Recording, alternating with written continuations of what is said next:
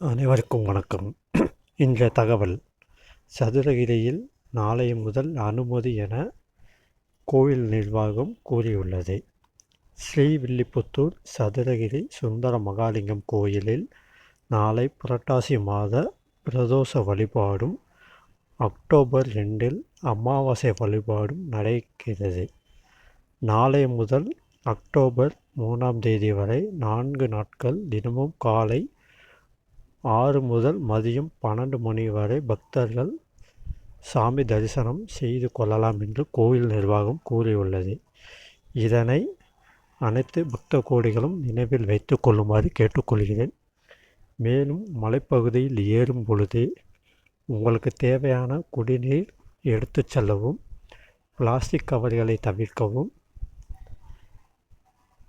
சுந்தர மகாலிங்கம் கோவிலில் சாமி தரிசனம் செய்து அனைவரும் நலமாக இருக்க இறைவனை வேண்டிக் கொள்கிறேன். மேலும் இந்த வீடியோ பிடித்திருந்தால் லைக் செய்யவும், கமெண்ட் செய்யவும், சேனலை சப்ஸ்கிரைப் செய்யவும். நன்றி.